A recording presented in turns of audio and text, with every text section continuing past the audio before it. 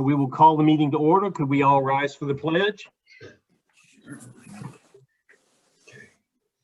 I pledge allegiance to the flag of the United States of America and to the and to the republic republic for which it stands, one nation, under God, indivisible, indivisible, liberty and and justice. justice for all.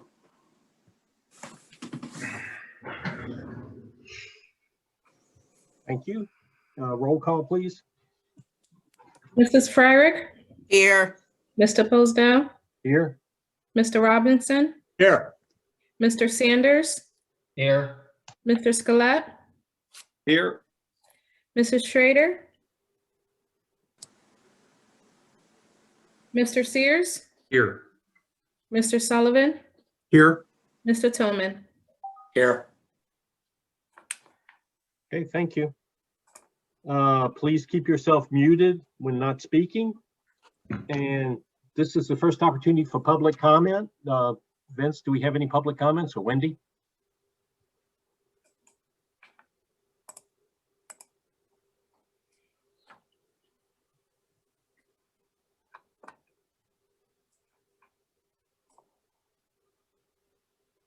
Wendy, can you hit refresh? Another one did come in and I put it on there, but I don't see it.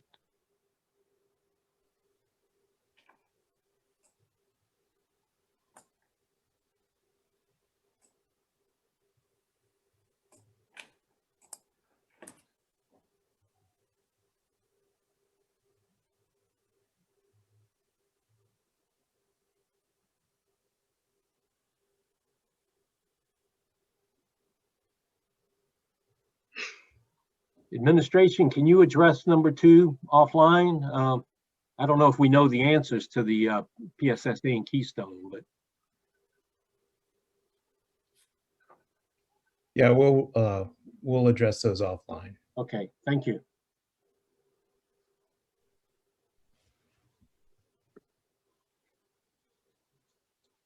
Okay, we have the minutes of the regular monthly meeting of December 21st available. Unless there are changes, I would offer them approved as submitted. Hearing nothing, we will accept them. The board met an executive session in a virtual meeting format prior to this meeting as permitted by Section 707 of the Sunshine Act for the purpose of discussing matters of personnel. No official action was taken. And the links are there for committee assignments and for the committee meeting schedule. And I have one more thing in my report. We had set up a timeline that we were going to evaluate coming back to school on February 21st, I believe it was, moving toward another marking period. I have received some requests for us to reconsider that and I guess take steps to remove our safety plan so that we go full in. And while there are no motions out there, I would like to hear some discussion about it at this point. Right now, we're committed to evaluate on February 21st. You know, I worry about the safety to our faculty and staff members, but I am open to hear what people have in mind. So I will open it up to the floor. Steve Sullivan, I'll just hop in and say I need to observe the actual rollout of the vaccination plan in Pennsylvania as relates to our educators before I feel like I can make a decision about that. I think that's fair because I think they're in whatever it is, phase 2, which is not until probably next month, best case. Other comments or thoughts? I would say that to the best of our ability, we get the young kids back if there's any way at all to do that. Unfortunately, I'm also aware of the physical constraints. And that to me is the biggest dilemma that we face right now. We have very unclear guidance from the state. We have a stronger, I wouldn't say mandate, but a stronger set of, well, let's say urgings from the federal level. CDC, in fact, says and reinforces that they never told us to close schools in the first place, even in the spring. And they believe that the safest place for children, K-12, is in classes. Yeah. And their information about the spread is that when students get COVID, they get it from outside the school. And when teachers contract COVID, they get it from outside the school. Their findings are that the spread is not in the schools, that the schools are the safest place for our kids to be. And then they wash their hands of that and throw it to the states. And we get the kind of guidelines or guidance that we got from Department of Health on Thursday, which was about as clear as mud. I think our problem, and Tim, you can help me with this one, is primarily the physical distancing requirements. And unless we get relief on that, there's no way to go forward with this discussion. Well, the only other way to go forward with it is to say that we're going to ignore the state guidelines, which is not a very comfortable position. John, it's not just not a comfortable position. We're commissioned officers of the state. And we swore an oath to uphold the laws of the state of Pennsylvania. Executive orders have the weight of law. Agreed. So, and we've attested, we've done all the things that we've been asked to do so that we can operate as we are now. You know, I can't figure out how to expand the classroom space. Do we run class from, say, 7 in the morning till 11 at night so everybody can have a chance to come to school? Can't do that. I think what I'd like to hear from each group, from the board, from administration, from a representative of faculty, is whether they're at least conceptually okay with reopening schools if we can meet the guidelines, the distancing and the masking guidelines. Would that be a reasonable thing to ask for? That we're all in this together, one way or the other. We're all for it, or we're all for following the guidelines. I think I come down on the side of Stephen, that I would rather see our faculty members be vaccinated before this happened. But, you know, that's just my thought. Yeah, I also support Mr. Sullivan's remarks. Do I understand that the administration's position has not changed on this, so that the context of this discussion is that the administration is still recommending that we reassess in February? Is that correct? Yes, that's correct. February is the next decision point for the fourth marking period. If we're to make a change to bring students back, it's for example, at the elementary level, we would have to modify and be comfortable with changing the language in the health and safety plan to say 6 feet where practical or where feasible, or whatever the jargon is that we would use for that. Because we cannot open school 5 days a week, full open, and be in compliance with the 6 feet of distancing. Dr. Williams, how is this looking for the third marking period that we're started or just starting, as far as moving kids around? Did we have any issues with spacing and things like that? No, there's not a lot of change in students enrolled in top as opposed to hybrid. And moving back and forth. Okay. Yeah. So you were able to handle any of those requests? Yes. And mostly because it's been where the administration has been able to, they've been honoring requests during the marking period for switches where it made sense and where it was reasonable to do. So there wasn't a lot of switching at the marking period changeover. There were some, but not a lot. Now, if we decide to, at some point, to go full open, I suspect the numbers are going to be different. Sure. There's going to be a larger amount of people maybe moving to top, for example. You So think? let me ask this: if we would go to full open, or let's say we make that decision February 21st for the fourth marking period, is there a plan that has been put together to make that switch? You know, right now the kids are in school 2 days, half the week, and the other half's in. I mean, wouldn't that be more of a disruptor to what we're doing from an educational standpoint?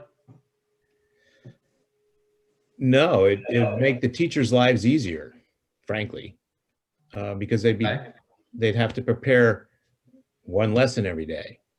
Right now they're preparing a couple lessons every day. So from a preparation standpoint, it would be easier for staff. Nothing would change as far as transportation. Nothing would change as far as lunches, except they'll make twice as many lunches. as they do now.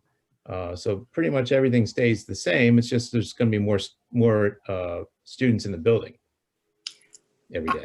I'm interested in that you felt that there would be people that would turn around and go back to top. Simply a small number. Do you have any feeling why? Because they're more comfortable with their children not being in an I don't want to say overcrowded, but a more crowded, more filled up classroom? Right. I think there are people who are comfortable with the distancing we have now, and to modify that distancing would make, I assume, would make some people less comfortable. Well, I guess I would say that I think we should investigate whether or not we can change our health and safety plan to the 6 feet, as reasonably possible, or whatever your term was there. We should also, I think, talk to our, get our constituents to tell us what their plans would be if we did fully open, so we can answer that question. You guys get the same newsletters I do, and I have not seen a study in any of those newsletters over the last 2-3 months that says anything except that they're not finding that schools are a spreading environment. They all say schools are not contributing to the spread. That's been pretty universal across, I don't know, 6 to 10 studies that we've seen. And we got one last week. They all reported the same thing over, the first ones we got in probably October said that. They've all said that. So, we have to be cognizant of the fact that we are not the breeding ground for germs that it was said we were, or that we were going to be. And we have to be cognizant also that our best delivery of education is when we're in the classroom. I would wholeheartedly vote to return full-time to the classroom for the 4th marking period.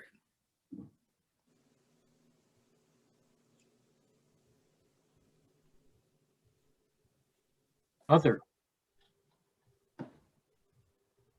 Well, thank you for your input, everybody. Dr. Williams. Thank you. You have before you a proposed calendar that Dr. Krauser has been working on with various constituents to develop. And this is an opportunity to ask any questions of Dr. Krauser about the proposed calendar for next school year. This is not to be voted tonight. This is for voting at next meeting.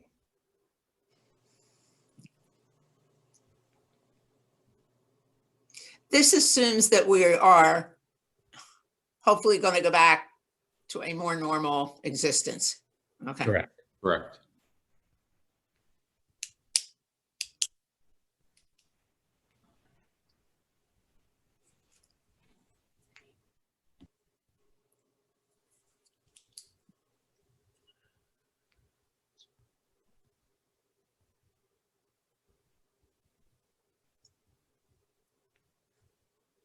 Well, I would say I have a little bit of a pet peeve about asking families to, actually, could the calendar be adjusted so we can see December?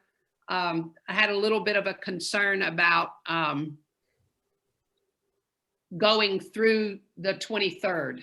I would like to see families have that 23rd as a travel day rather than being in school on the 23rd all day and then leaving only Christmas Eve for travel. That was my only concern about this calendar. In response to Lois Ann, I guess I would bring up the statement that I made last year that I'd sure like to have time off before my holidays to get to go see my family too. And that does not happen.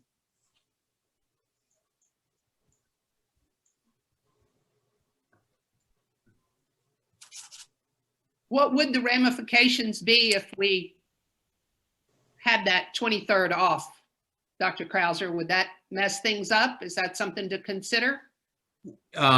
If we're removing a day or adding a day of non-instruction in the calendar, we would then have to place that in another location, currently the way the calendar fit, it would be placed then at the end of the school year, which would move the student's last day then to that, currently it's scheduled for the last student day on the 25th. It would just move that down to the 26th, if I'm seeing correctly. Yes, the last student day is the 25th. So that would move the last student day to the 26th. It would also shift. We made a concerted effort to do roughly about half of the days. We worked hard to try to get, you know, as close to 90 days as we could before Christmas break, and then 90 days on the other half of that to help with finals and midterms that are done at the high school level. So the sacrifice there would, again, just be 1 day on the front end of that being lost, and then added to the end. Well, it just, again, I'm just one vote, one person, but that's my, and I'm thinking of families traveling, and I would posit that next year families are going to be traveling more than, you know, perhaps in the past. So students often just take the day, but that's a little more difficult for staff. So just a thought. I don't know if anybody else has issues with that or not. So if no one else does, then obviously I'm, you know, outnumbered, but we've only heard from one other person. So, but thank you, Scott, for that, answering that. Yes. Lois Ann, if I recall correctly, I made this suggestion last year, and I think at the time it had the effect of eliminating one of the days following Thanksgiving. That turned out to have been an important planning day or something for teachers, which I didn't hear their perspective until we were ready to vote on it. And at that point, I wish I could have undone what I had set in motion. But it doesn't seem to have that impact this year.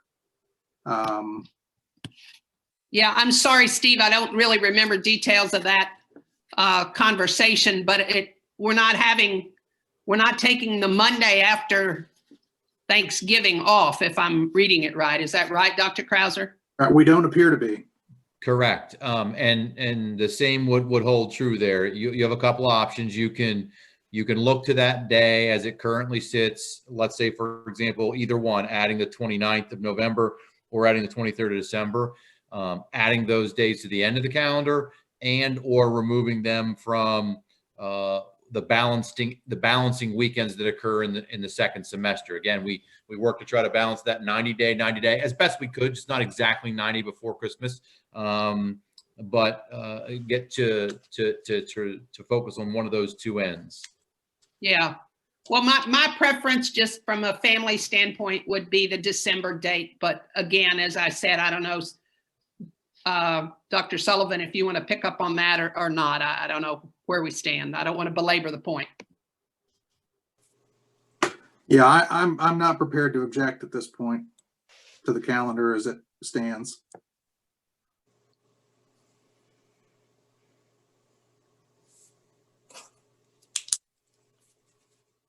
Okay.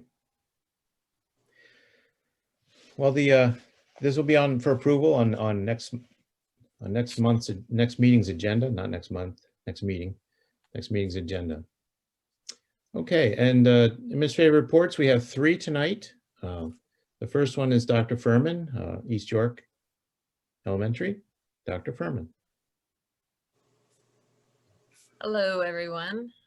I am just whipping around here. All right, there we go. The first thing that I wanted to do is just recognize each of you for School Director Recognition Month. And I wanted to let you know that you can expect in your YSSD emails that you'll get a message from Ms. Williams, Gretchen Williams, my amazing office aide. And what we've done is each one of you has been adopted by a teacher or a team of teachers at different grade levels. And a couple of times this month, they're going to send you some samples of student work so you can see what we're accomplishing here at East York through teaching and learning, thanks to all of your support and the things that you put in place for us. So I hope that you enjoy the artifacts that are sent your way over the course of this month. What I want to do tonight is talk to you about data at the building level. Dr. Ketterman was able to present to you in December and kind of give you an overview of what things were looking like from a district standpoint. But I wanted to drill down a little bit for you and show you what we do with it at a building level. And something similar happens at each of the elementary buildings, but we each have our own flavors and our own styles that go with this, if you will. So for my purposes, I'm going to focus on the math data tonight because pre-pandemic and during the pandemic, the majority of reports indicated that families were more likely to practice reading at home with their children than they were to practice math per se. So what I'm going to do this evening is I'm going to show you a quick picture of achievement and growth in math at each of the grade levels at East York. Now, I'm not going to spend a lot of time going into each one of these because tonight's presentation isn't about what the numbers are, but it's what we do with those numbers. And so I did want to give you this overview here just to kind of set the stage, if you will. What you see, what's shaded in blue means that's the percentage of students who are above benchmark. The green indicates the number of students who are performing at the benchmark level. Yellow is an indication of the number or percent of students who are below benchmark, and red is a color coding for the students who are well below benchmark. Now, there is a discrepancy. If you look where it says the number of students for each grade level, you'll see there's a discrepancy in the number, and that's due to two different factors. First of all, we're still gathering this mid-year benchmark data because we do have a number of students who are quarantining. So we're making that up and we're getting information from them. The other piece of it is our top students have been invited to come into the buildings on Wednesdays, and they're also being given these assessments. And so the beginning of the year numbers has all of the data from the top students included. Speaking for East York, I've invited the top students to come in January 6th and January 13th. So I don't have their numbers added in yet. And I don't believe Dr. Gully's numbers are uploaded into the system either. So that's why you're going to see a big discrepancy between the number of students who were tested at the beginning of the year and then at the middle of the year. But what I want to do is dive a little bit deeper and kind of walk you through how I complete an analysis of the data. And so my first step is to review that grade level data, to take a look at achievement as well as growth. And this is how I determine if we're on the correct curricular path. And that's especially important this year because, as we've said previously, we are focusing in on very specific standards, still a broad spectrum of them, but we're not covering everything to the degree of repetition that we have in the past. And so with this sheet here, I put some notes in there for some of the things that I look at. The goal scores are set by Acadians, and they define a level at which the odds are in a student's favor for meeting later mathematical outcomes. For grade 5 math, the at benchmark performance is 53 points. The middle of the year goal for grade 5 math to maintain just that benchmark performance is 93 points. And so when I look at that beginning average, I can see that we're 24.3 points over benchmark. Now, I did run this report before the top student data was factored in, and I can tell you that the East York average for 78 students was 69.8 points on the beginning of the year benchmark. So then what I do is I look at the middle of the year, and so I can see Acadians expected our kiddos to grow 40 points to maintain that benchmark. When I look at what we were able to accomplish, our kids grew by 57.2 points of growth. And so maybe a simpler way or a different way of looking at it is you can see that at the beginning of the year, 54% of East York students were at benchmark, and now 71% of students are performing at or above benchmark. So what this tells me is that our math specialist, Laura McClure, is leading us down the correct path of which standards that we need to focus on for teaching and learning purposes. But we don't stop there. We have to dive a little bit deeper. And I do the same sort of analysis for both computation and concepts and applications. Computation, these are the two things that average together to come up with that composite score we were looking at. Computation is going to assess the basic skills of mathematical computation, where concepts and applications assess the basic skills of understanding the mathematical concepts and vocabulary, as well as applying that knowledge. So after I look at the grade level view, I do the same sorts of things, the same sorts of analysis of each of the classrooms within my building. And if one teacher is getting different results, better or worse, then that's on me to dig a little bit deeper to figure out what is or isn't working. So we can either share the magic and spread it, or so that we can put some corrective things into place. But we don't finish there. We have to dive a little bit deeper. And so the next thing that we'll do is we'll take a look at individual student data. And this is a sample for you of what that individual data could look like. And so within this program, you can see there are 3 different levels, and that's the beginning, middle, and end of year benchmarks. But it also creates an aim line for us, a trajectory of what that student, how they need to grow and what they need to learn over the course of the year to meet that end of year benchmark goal. And so the end of the year goal stays the same for every student, but where they start is very individualized. So for this chart that I snapped here, the closed first dot that you see there in August, that's that first initial beginning of the year assessment. The open dots along the way are some progress monitoring, some dipstick checks that we've done along the way to see how the student is maintaining or growing. And then that next solid dot in late November, early December was the middle of the year benchmark data results. So when I really dig into that individual level, I can tell you that at the 5th grade math level at East York Elementary School, this year we had 12 students so far who are not growing. In addition to that, I have 4 students who return from top where I don't have their beginning of the year data to really compare if they're growing or not. Of the 16 students, the 7 I'm most concerned about also had a decline in reading. The next thing I do is I look, what supports do we already have in place for these kiddos? And then with my teams of teachers on Wednesday afternoons, when we meet as a grade level, the things that we talk about are what's working for the majority of kids. What are we doing and what are we doing well? Because we want to maintain that.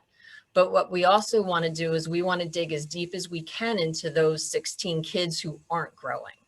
And what we need to do is tease out, are there social emotional issues that we need to address and be concerned about? Is the child attending and participating in their virtual learning? And then we just really work through this as often as we can to try to untangle the mess and make sure that we are growing each one of our students. I can tell you the same thing happens for both reading and math. And we do this for each of the 3 grade levels within the building. And I have to tell you, my biggest aha from looking at my building-wide data is my question to the staff recently was, are we underestimating what our students can do or handle during this pandemic? And I'm not saying that I want to pile on tons of extra work, but I just, you know, the early data is indicating to me that maybe we need to give some of our kiddos more of a challenge, not more work, but more of a challenge per se. Why does any of this information matter? Because the student's success in learning and applying these initial skills as measured at this level are tied to their future success and the data that you're going to see that Dr. Ellis will be able to share with you someday about their future performance at the high school level. And then the last thing I wanted to put up for you is I know there have been a lot of questions over time about, you know, the historical performance of these kiddos. And so the top row, what I wanted to do, I'm showing the data of history over time. This is my current 5th grade cohort. And that top row is how they performed as 3rd graders. The middle row is how they performed as 4th graders. There's no end of year data for 4th grade because of the pandemic. Dr. Ketterman shared there was no way that we could screen or test the kids in May. And then this bottom row is their current performance this year. And so the only other thing I should mention in that top row of their third grade performance, the company did not separate at benchmark performance and above benchmark performance. So that's why it's just green. That was an enhancement that came when these kiddos were in fourth grade, where they were able to tease that out and separate that for us.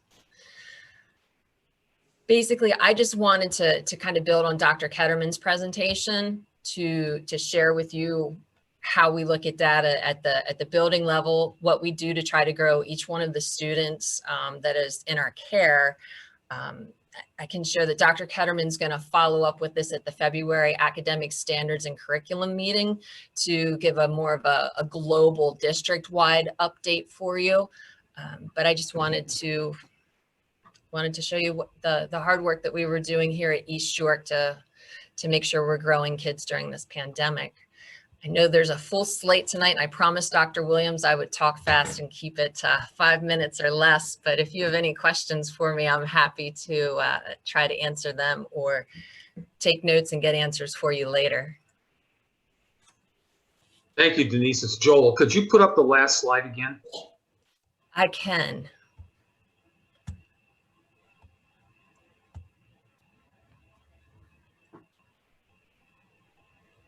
Yeah, now just as an example, looking at the math composite score for the kids when they were fourth graders, the middle of year assessment.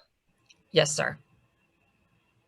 And then all right, I'm sorry, because we don't have end of year, let's go to the one above that. Yes. End of year for third graders and beginning of year for fourth graders. Mm-hmm. So we're showing 81% at benchmark or above.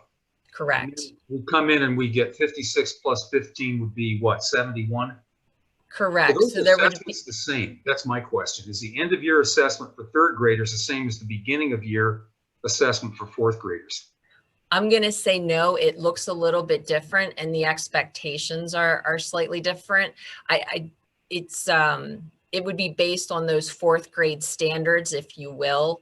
But with math, everything being so cyclical that it's not the same assessment. It builds on some of those expectations. But so there's no instruction from the end of third grade to the beginning of fourth grade. We're not seeing the summer slide. These are two different assessments. Is that a fair statement? Yeah. I'm going to say yes. I really wish I had a lifeline here. I'd ask Mrs. McClure she can whip out the specific differences between the two exams. But I'm going to say that no, it doesn't show a whole lot of summer slide, if you will. Okay, thank you.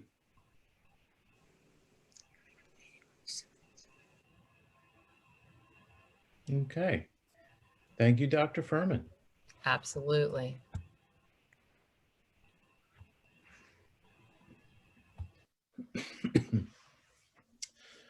And now we'll move on to Dr. Sneddon, middle school principal. Dr. Sneddon, I'll turn it over to you. All right, good evening. That's always exciting stuff when we get to start play with data and tracking of student progress. So Dr. Furman had a 5-minute presentation, and I was given only 2 minutes. So what we did is we wanted to give a special thank you to the board on behalf of the middle school students. So I'm going to share just a short video presentation that Student Council helped put together here. And it just includes a short video.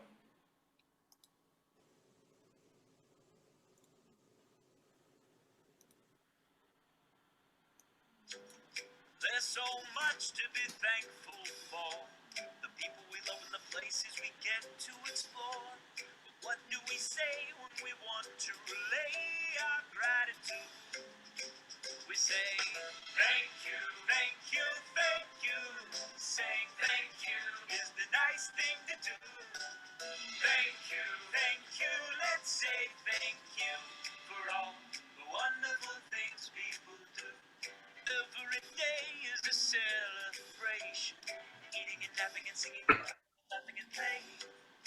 It's important to show appreciation. That's just a fancy way of saying thank you, thank you, thank you. Saying thank you is the nice thing to do. Thank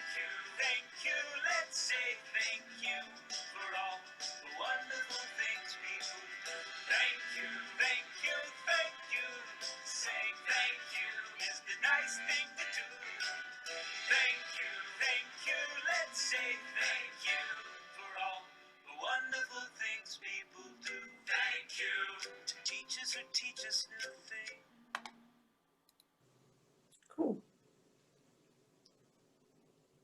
All right, so I'm not sure, did that, was that visible to everybody? Yeah. Yeah. Yeah. Okay, great. So on behalf of the middle school, thank you for your hard work in representing our students, staff, and community of York Suburban. Thank you. Dr. Sneddon, I think you should start to charge the newspaper every time they show the opening day picture of you with the buses. In the newspaper. I think that could be a fundraiser at the very least. I think we could be bringing in a lot of money with that picture. I'm Absolutely. always nervous what the title is going to be though, whenever they show it. No, but they give us credit, York Suburban Middle School, Dr. Sneddon. It's great. Way to go. All right, thank you, Dr. Sneddon. And next up, we have Miranda King, our social worker, to give you an update on her world, which is everybody's world is very challenging, especially hers right now. Ms. Good King. evening. Thank you guys for inviting me back to present again. And I do really appreciate the feedback. This time I try to do a little bit different and ask what you guys wanted information on and clarity when it comes to the world of mental health, not just at York Suburban, but kind of overall community wide. So next slide. So one of the first questions was, what are some of the indicators or red flags when it comes to students that are struggling with a mental health instability? So the key word that I want you to remember as I'm going through this slide specifically is change. Whether there's any kind of change in behavior, such as physical, emotional, or cognitive. Most times people think those changes have to be extreme or considerable, and that's not always the case. You know, a change in the sleeping pattern, a change in how much your child is eating, crying more often, explosive anger, being more withdrawn, you know, not being part of, you know, the family, even if it's just sitting down to watch your favorite show. And then from a cognitive perspective as well, how they're processing their own feelings and emotions, how they're processing dynamics in the home, some of just that day-to-day life stuff that they're not typically processing the way that they normally would. Another big red flag is an increase in drug or alcohol use. Even if they're currently using, has there been a significant increase or decrease? Talk about drug and alcohol use, talk about pharmaceuticals, prescription drugs, any kind of that curiosity. Again, that's a change in their typical demeanor. Changes in their peer groups, whether they're talking more about they're being bullied or they don't have friends at school. A simple thing parents can do when talking about their kiddos is, you know, who are you eating lunch with? You know, who are you sitting with on the bus or walking to school with? You know, some of those easy questions to get some of that stuff answered. And again, previously mentioned some of that isolation, the withdrawn tendencies, and as well as an increase in some of those suicidal thoughts and tendencies. And it doesn't have to be directly, you know, I want to kill myself or I hate my life. It could, you know, be a curiosity around the living, the dead. Again, any of those kind of different thoughts and questions that they might not customarily talk about. And then when the biggest thing here too, when you notice a change, is talk about it. I think there's still this taboo with mental health that, you know, the more you talk about it, the more it occurs, and that's not true. We need to continue the conversation to create a safe space for our students to talk to parents, faculty, anybody about, you know, how they're feeling. Next slide. So I was tasked to also kind of give an update on what education or training is offered for staff. So the big one that I really want to hit on is we were able to get a grant that started, ironically, our very first day was the day that we were all sent home last year in March for COVID. But we were awarded a grant to train all of our faculty on trauma-informed learning, being healing centered, how to help mitigate some of those behaviors in the classroom that are present in regards to a student experiencing trauma. With that grant, we have a team of 20 that meets every month to go over case studies, case examples of students in our district to really collaborate on how we can better support the needs of that student, as well as holistically the other students within that classroom. anytime I'm given any kind of information on webinars in regards to mental health, it's always an option for staff and faculty to watch it, to complete the training, those sorts of things. Last school year, I had all of our counselors K-12 trained in QPR, which is basically a conversation starter help to work through conversations with our students that are experiencing suicidal ideations. I myself go to a lot of faculty meetings when I'm available and the staff is available to do various trainings on mental health, depression, trauma, really anything grade level specific or building specific that the staff may be asked for. And then another awesome thing that we adopted recently is the Safe to Say program, which we made it really important for our staff to know, even if they're not comfortable, talking about suicide or, knowledgeable about some of those mental health instabilities, there's an anonymous reporting system that they can still report those concerns of that student or staff, and they'll be directed to the clinician to get help as needed. Next slide. Community resources that are available for those students and faculty and parents that are struggling with mental health instability. When I first came to York Suburban, so I'm in my 3rd year now, I created a community resource guide that I distributed to all of our counselors, and as time allots, I try to update that with providers in our community that are reputable, they work well with our students, the timeliness of getting in for those services. That way our counselors have at their disposal any kind of resource they might need. It could be mental health related, housing, food insecurities, whatever it might be, they have a starting point to utilize those services.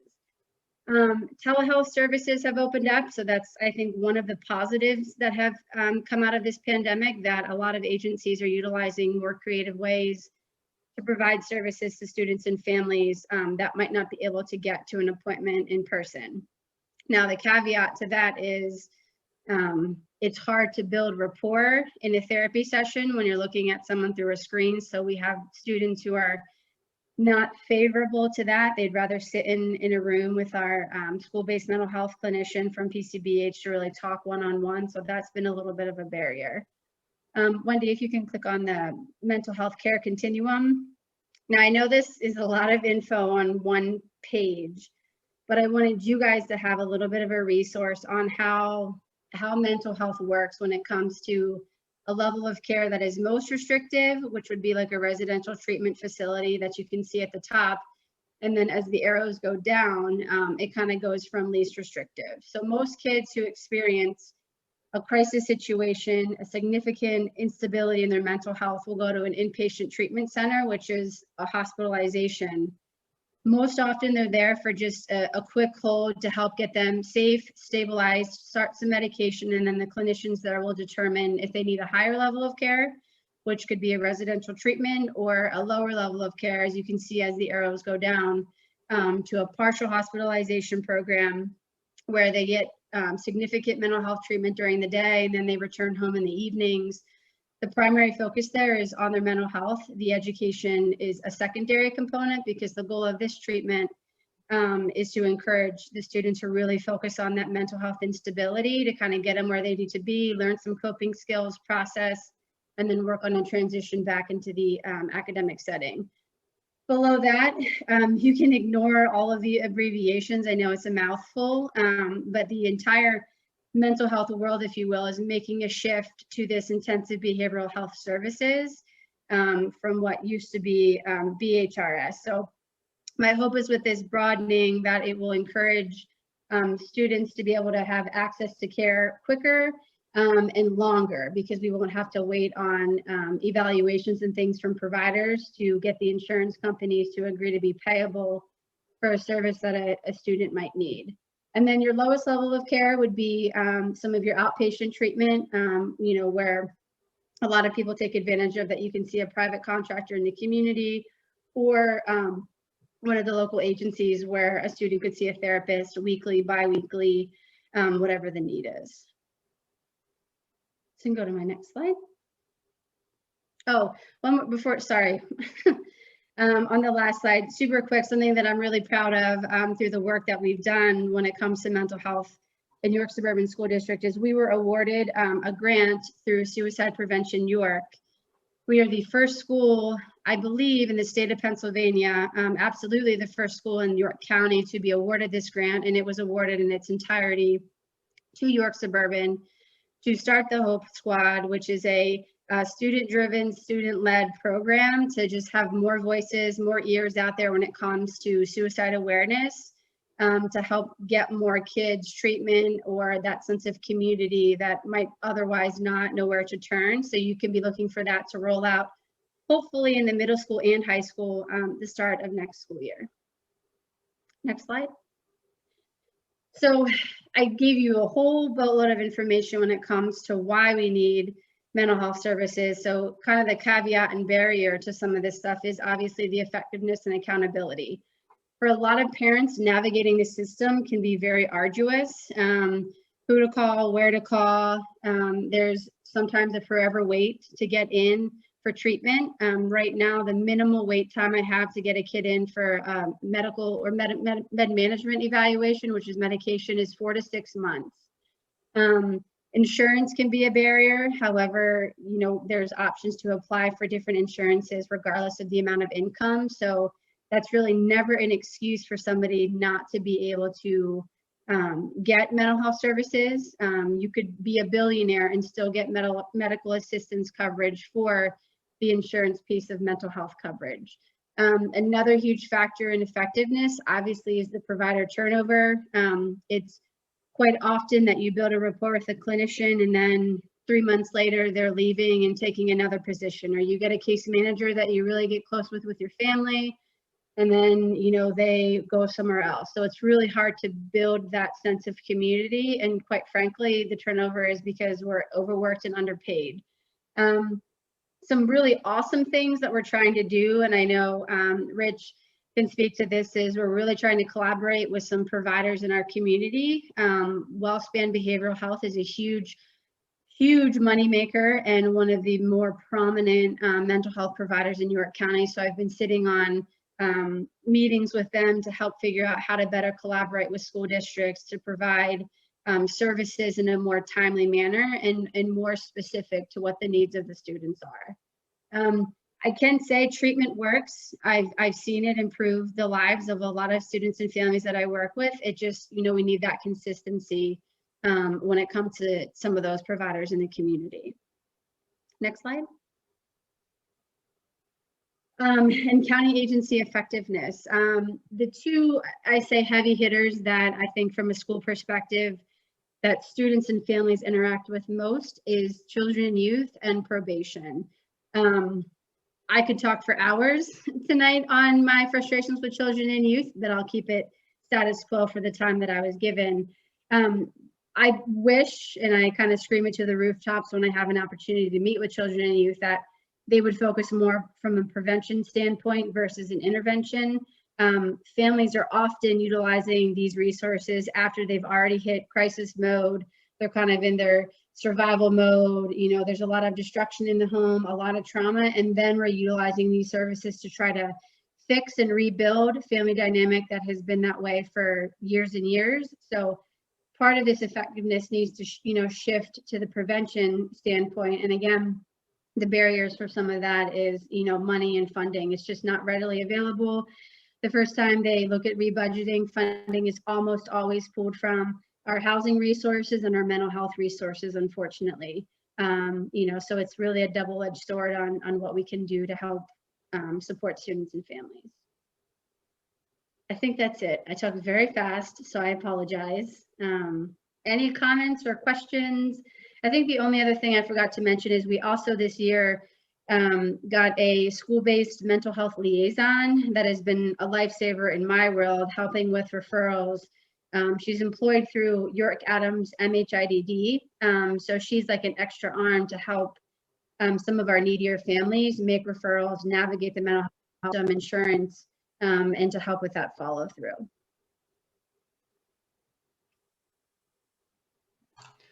Miranda, thanks for the update. What are you seeing in terms of numbers for the school this year versus your first 2 years for kids that are requiring some level of service? Yeah. So to answer your question, my first year, I was able to track referrals on my referral tracker to give our counselors a better idea of who was being serviced for what reasons and why. I'm to the point now where I have zero time to just sit down, kind of log and create, how many kids are being referred. Based off of the wait list of getting kids into a treatment center has tripled. I have more and more kids coming to me than previous years that are disclosing, significant trauma, significant mental health need. 2 reasons. I think we're becoming more comfortable talking about that, and also like that vulnerability. But to answer your question, I don't have a direct number. However, referrals and kids that are in offices and the number of IEPs and positive behavior support plans, I know have increased exponentially. Thank you. And I will say the needs are becoming more significant. I'm not just talking, instability where a kid might be sad, kind of depressed. I'm talking, suicidal ideations, tendencies, referrals for inpatient. I can't get kids in because there's no availability. Most of our kiddos are participating in virtual partial hospitalization programs because there's no availability in person. And those referrals that have been made this year have far outweighed those number of referrals, I would say, the last 2 years. You think that's facility issues? Sorry, Rich, I jumped on you there. That's okay, go ahead. Is that because facilities are overwhelmed with other inbound issues, COVID related? Yes, and obviously the social distancing, they can't have as many of the kids that they would have typically in other years. So they did add the virtual component, but it's incredibly difficult to give that level of service, again, by talking to a kiddo through a computer that needs that one-to-one or the group dynamic to talk about coping skills, and some of those support services. It's just hard to provide that level of care. I have took for our district to really kind of pilot some programs with WellSpan Philhaven because I was not happy how they were handling referrals with our students and then the transition of our kiddos back to school. So I've worked aggressively this year to really build rapport with them, to give our kids priority when coming in, as well as improving the transition when they're coming back to us. Okay. Thank you. Ms. King. Some informed sources in the county are conveying the impression that with the advent of the pandemic, there's no need to be alarmed. Everything's under control. But from your comments and from others around the county, is it safe to say that that's not quite accurate? Correct. That is not quite accurate. And like I said, it's predominantly the wait list. Like, I feel like, we continue to put a Band-Aid on some of these bigger, epidemics within the pandemic to just kind of woefully get by. But I don't think we've begun to see the fallout of the mental health stability until we really start to get back into normalcy. When you deal with a pandemic, you experience a grief and a loss, but with that grief comes guilt. And, I think we're just all searching, how can we kind of fix this to get by? But, like I said, I don't think the hammer has dropped in regards to what people are really going to face and experience when the world totally reopens, from an eviction standpoint, a food insecurity standpoint, and just an access to mental health. There's not near enough providers to accommodate the need, if that makes sense. I think, and you can correct me if I'm wrong, but when we met with WellSpan, we were discussing reaching out to local colleges to encourage people that are on a psych pathway to become child psychiatrists, because they're dwindling and dwindling, and it's incredibly difficult to get a kid in to see somebody that specializes in that realm. So the answer to your question is, I would not feel that that's accurate, that it's under control.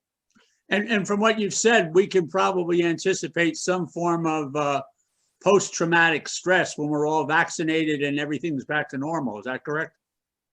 Yeah, and if you look at ACEs, I don't know how many of you are familiar, but you know, every single human being in the world has would have an ACEs score of 1, because when you live through a pandemic, that's a trauma.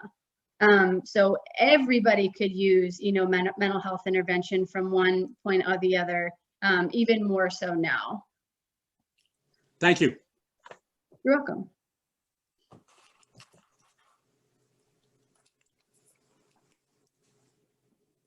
Any other questions for Ms. King?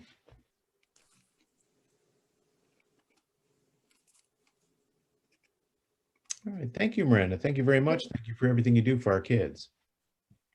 Thank you. And Mr. Posno, that concludes superintendent's report. All right, thank you. Ms. Chichuli. Good evening. Tonight we have representatives from the York County School of Technology, and they're here to provide a brief overview of the 21-22 budget and answer any questions that you may have. So we have, I believe, Dr. Thomas, Mr. Rogers, and Mr. Boyer. Dr. Thomas, I'll pass it on to you. Actually, Dr. Thomas is unable to be with us here this evening due to a prior commitment. So I'm Scott Rogers, the assistant director here, and John Boyer is our business manager. So thanks for giving us this opportunity to come visit with you this evening. Mr. Boyer. Yeah, thanks, Mr. Rogers. We'll try and be as brief as we can. We have a long night going on, and I believe attached to your agenda was the actual September recording of our entire budget presentation that we gave to our board. So that's, you know, very helpful as well. So I'll be as brief as I can going through this. So our 21-22 budget. So where we are in the process, our budget was sent to the JOC for review at the September and October JOC meetings.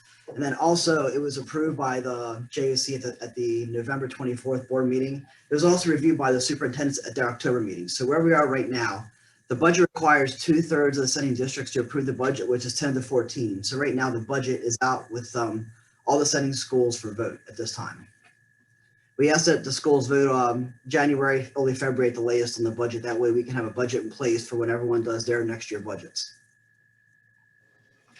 Enrollment. As October 1st, we had a full-time enrollment at the high school of 1,680 students. We project next year to have a full-time student number of 1,700. That's consistent with the last 7-8 years. Starting the school around 1,700 is our goal. So look at this, get right to the budget. So looking at the revenue, you'll see we include the 19-20 actual revenue, the 2021 budget revenue, the 21-22 budgeted revenue. You'll see we have the member district tuition. The current budget is $21,006,000. We're keeping that the same for next year. In the budget right now, just so at the end of the presentation, you can see what the deficit is and what the budget increase is going to be. You'll see there's not many lines here for revenue. We have vocational ed subsidy. That's the equivalent of your basic ed subsidy and special ed subsidy. We get a vocational ed subsidy every year. For the most part, that's flatline every year. We have retirement reimbursement and Social Security reimbursement, which are reimbursements that we get from the state, which is a direct percentage of our salaries here at the school. Other than that, we have miscellaneous revenue, athletic tickets, cafeteria reimbursement, the cafeteria indirect costs, the cafeteria paying the school for utilities, nursing reimbursement, interest earnings. Interest, this year we got about $60,000 and decreasing that to about $20,000 because of the significant decline in interest rates. So you'll see we don't have lots of opportunity for revenue. You'll see member district tuition is about 80% of our overall revenue, followed by our vocational ed subsidy, retirement reimbursement, Social Security. So basically any inherent expenditure increases we have in our budget is sort of passed through to the member district tuition. So I'm going to talk about the salary and benefits next, our expenditures. But the one thing I want to highlight is our health insurance. This is the big issue we're dealing with our budget right now. We're self-insured, just like York Suburban is, so far as I know, but we're still part of the Lincoln Benefit Trust. 10 of our 14 member districts are part of the trust. And if you look at this green line right here, if you guys can see my cursor, this green line in 2014-15, we had a fund balance at the Lincoln Benefit Trust of about $4.2 million. That's about 15 months of an average claims. So at that time, we had such a huge balance of the trust, it was recommended that here at the school that we take a funding holiday, or basically we only budget 11 months of health insurance for the year. That way we can see budgetary savings, and also that would drive down our fund balance here at the Lincoln Benefit Trust. The green lines represent the contribution to the trust, and the red column represents our expenditures. So you'll see here, going back 2014-15, 2015-16, we had expenditures that were, our contributions were outgrowing our expenditures. So our fund balance was continually driving up. Well, then you'll notice here in 2016-17, we started taking funding holidays. So they're worth about $250,000 every year. So basically it was a one-time expenditure savings that eventually have to get made up. So we were driving down our fund balance. At the same time, our expenditures started to outgrow our contributions. And then the 18-19 and 19-20 school year, we just had horrible claims. Our claims were horrible. We just had very bad years. So you couple those bad claims years on top of having the funding holidays as part of our budget, we had to do two things. We had to increase our health insurance contributions. At the same time, we had to get our budget back to paying 11 months to paying 12 months. So we had to do two different things. So you'll see here in the next slide, the big issue we have with our budget this year and will be the next few years is our health insurance rates. So for the 21-22 school year, you see our salaries, we have actuals here for salaries, health insurance, retirement, tuition reimbursement, workers' comp. The big increase we have, our salaries are based upon our current contracts.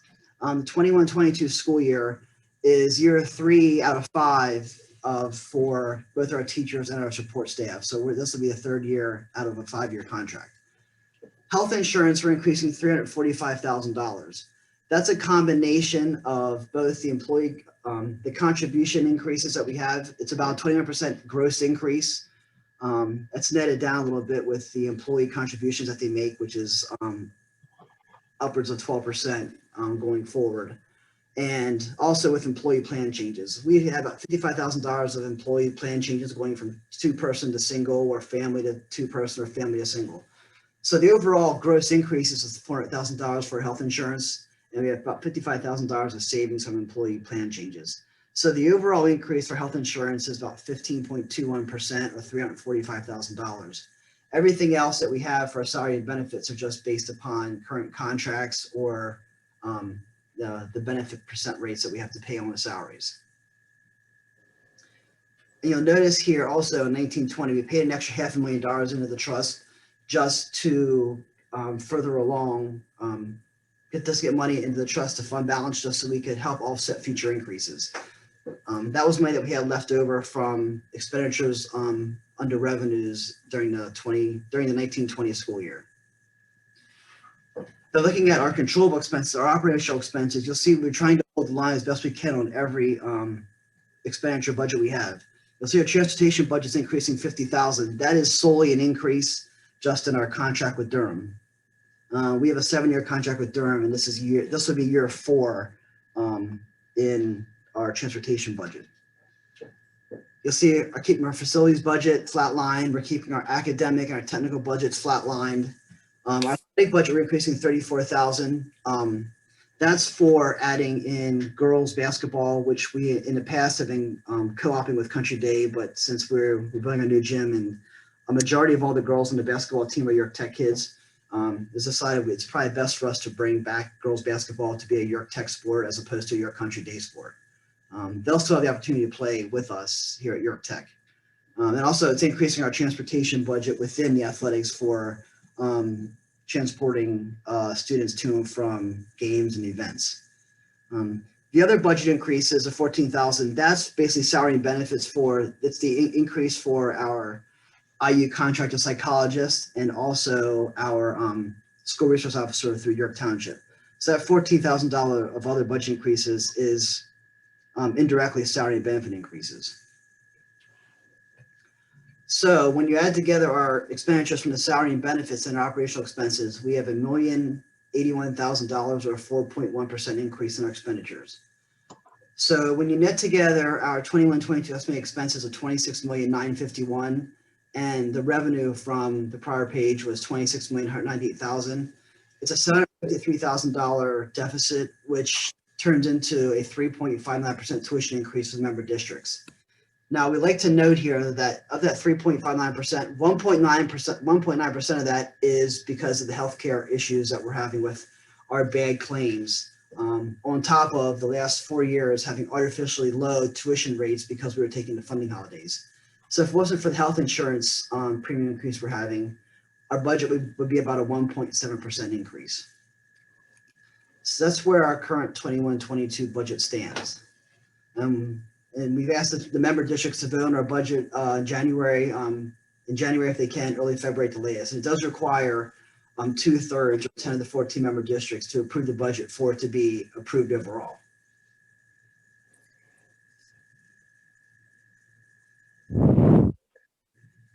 Don, have any voted yet? Yes, as of now we've had one vote. Red Lion did vote, and that was a 9-0 yes in favor. And they actually voted in December. Yep.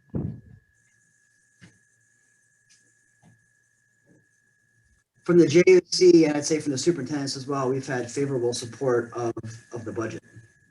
Thanks.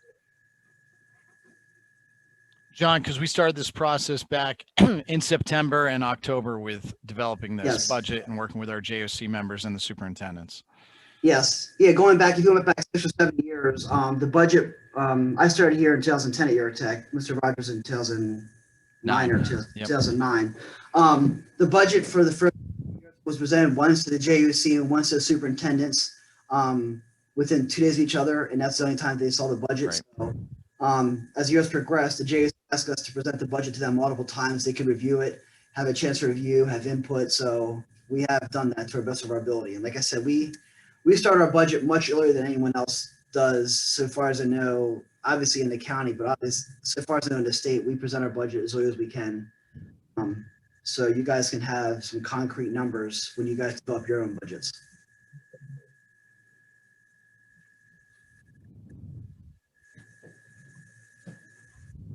Any other questions from the board?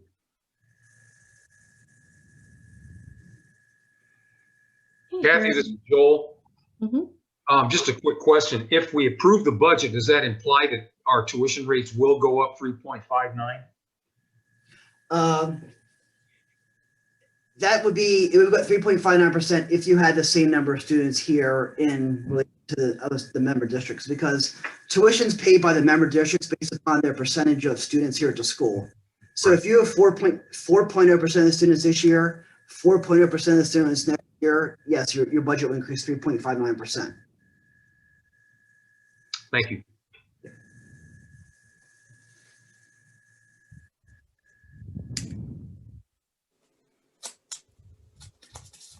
Any other questions? Okay, hearing none. Mr. Rogers, Mr. Boyer, thank you for attending and for giving us the presentation. Yes, thanks for having us. We appreciate it. Thank you. guys. Thanks, Thank guys. you. Have a good evening. Okay, moving on to the agenda items for tonight. The first item is the agreement between Specialized Education Services of PA, or doing business as High Road School of York, to provide non-traditional placement educational services for the 2021 school year. This is an agreement for out-of-district placement at High Road, and we have several students placed in this education service. How do their rates compare with, I'm assuming River Rock? This is a similar type program. I will have to pull the agreements to compare. And also the type of educational services that are being rendered. Is my thinking correct that this is similar to River Rock that we've used for many years? I'm going to interject, and I'll also see if Ms. Campbell has a response to that, but this is not be the same as River Rock. River Rock has historically been a placement that we've used for disruptive youth. Okay. This would be, I believe, more special education related. Correct me if I'm wrong, Ms. Campbell. Okay. Okay, that's fine. But it's the same idea. It's a school that we're sending them to that's more specialized for the needs of the students, right, than what we can offer at York Suburban or in cases of expulsions and things like that at River Rock. High Roads has programs for students that have emotional disturbances that we can't meet their needs within a public school setting, yes. Okay. Okay, thank you very much.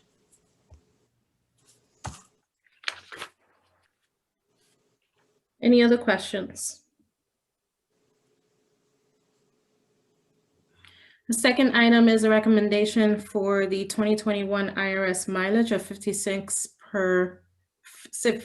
cents per the mile, effective January 1st, and this is according to Board Policy 331. The 56 cents is down from the 2020 rate at 57.5 cents per mile. Are there any questions on the IRS rate?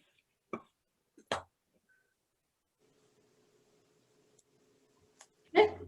Moving on to item number 3, the administration recommends the board renew the GASB 75 valuation and related services with Conrad Siegel. So Conrad Siegel is an independent employee benefit and investment advisory firm. They provide valuation services for that determine our annual other post-employee benefits and what those net obligations are. And this is a requirement under GASB 4575 and 75. And this information is usually included in our financial statements.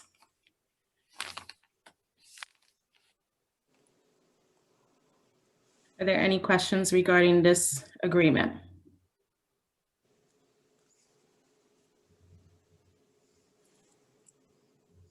Okay.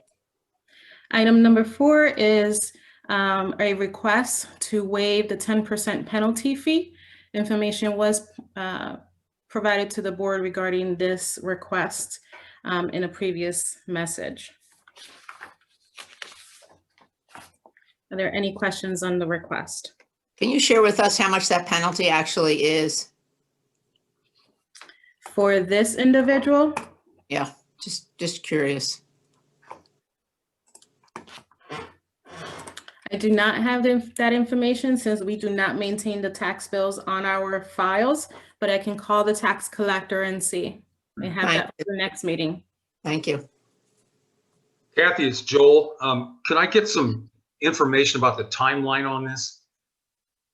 Bills went out roughly the first part of July, and at that time, if I'm not mistaken, the prior owner was still the titled owner of that property because I don't believe it settled until August the 20th. Is that correct? That is correct.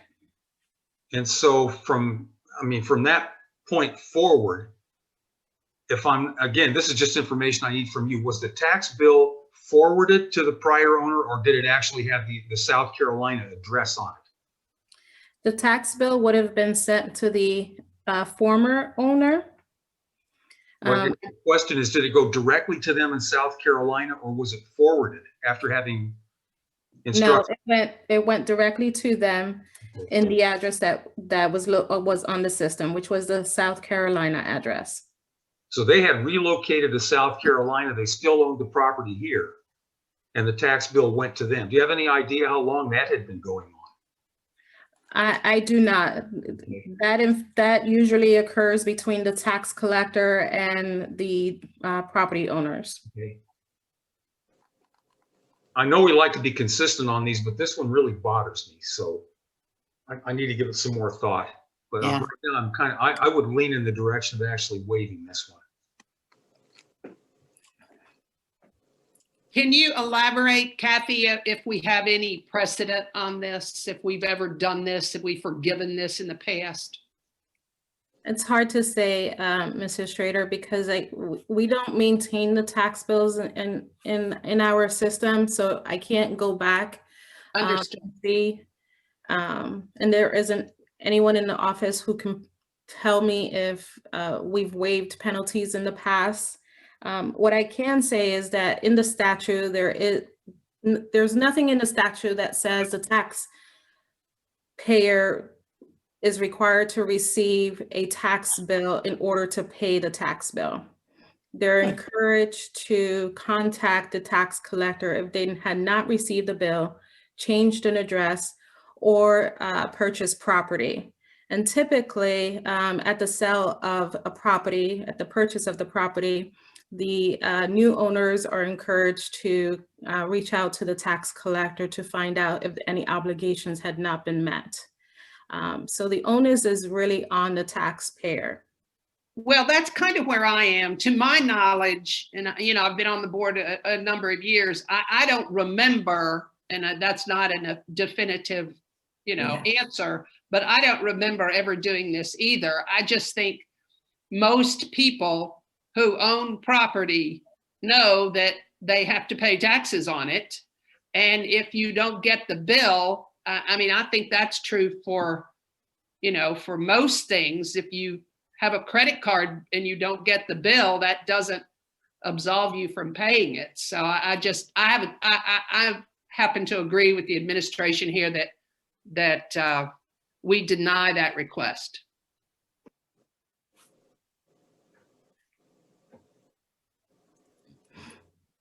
It would seem odd to me that in doing the title transfer, that the title company didn't pick up on that. I would have thought they'd have picked it up at settlement, that there's somewhere along the line that the taxes had come due, or at least gotten the bill on, the beginning of July. And I'm surprised, as you said, James, that they didn't pick it up at settlement. I don't know whose responsibility that is to make sure that the title on the house is recorded someplace. I don't know. Is that the title company, James, would record that at the courthouse? And so somewhere along, somebody should have picked this up and they didn't, and I don't know. I have to think about it. But in any case, the school district isn't at fault. We didn't do anything wrong. So that's kind of my issue.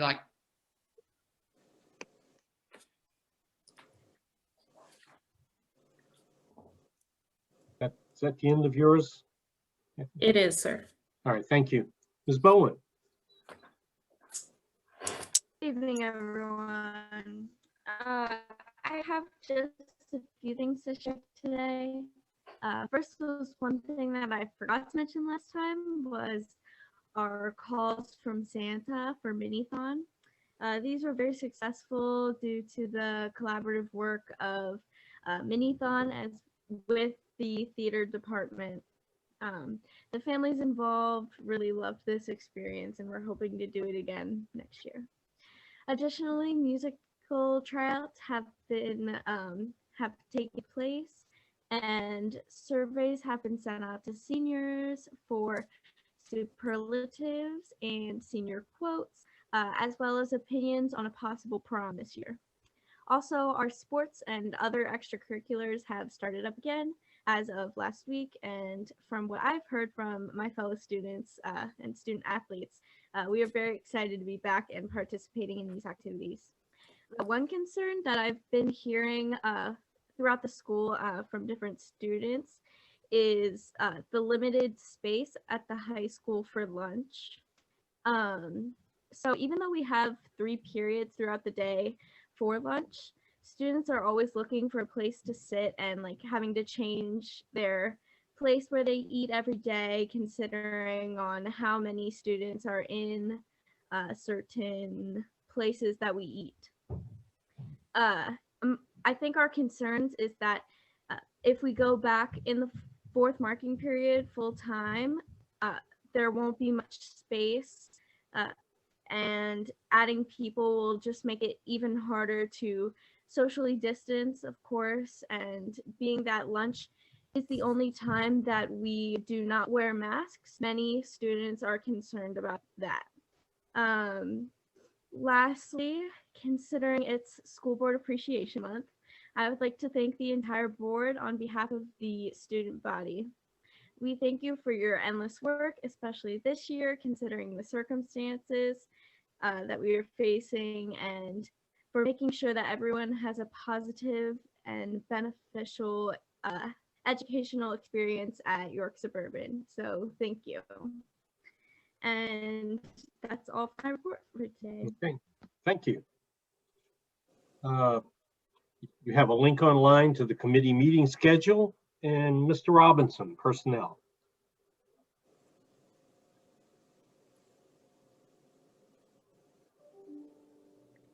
Unmute, Rich.